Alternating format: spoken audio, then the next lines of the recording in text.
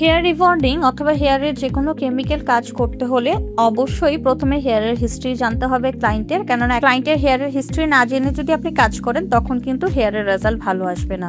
কারণ এক একজনের হেয়ারের টেক্সচার এক এক রকম হয়, ডেন্সিটি এক এক রকম হয়, তাদের হেয়ার কেয়ার ডিফারেন্ট হয়। সুতরাং হেয়ার বুঝে আপনি যখন কেমিক্যাল প্রসেস করবেন এবং কেমিক্যাল প্রসেস করার সময় প্রপার প্রোডাক্ট অ্যাপ্লিকেশন, ইমালসিফিকেশন সব কিছু যদি ভালো হয়, টাইমিং ঠিকভাবে মেনটেন করা হয়, এরপরে আয়রনিংটা যদি ঠিকঠাক মতো হয়, তাহলে কিন্তু সুন্দর একটা রেজাল্ট আনা সম্ভব।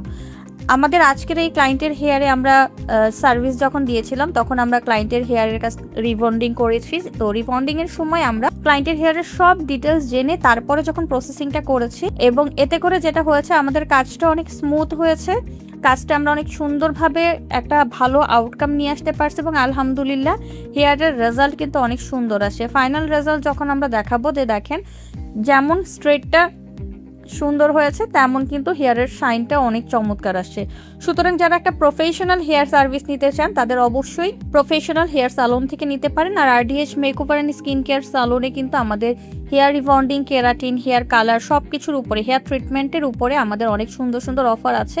খুব বাজেট ফ্রেন্ডলি এবং অ্যাফোর্ডেবল প্রাইসে আমরা সার্ভিস প্রোভাইড করছি। তাই যারা হেয়ারের সার্ভিস নিতে চান তারা আমাদেরকে ইনবক্সে আপনার হেয়ারের পেছন থেকে ব্যাক সাইডের একটা ছবি দিবেন এবং অবশ্যই হেয়ারের হিস্ট্রি জানাবেন। ইনশাল্লাহ বেটার একটা রেজাল্ট আমরা এনে দিব।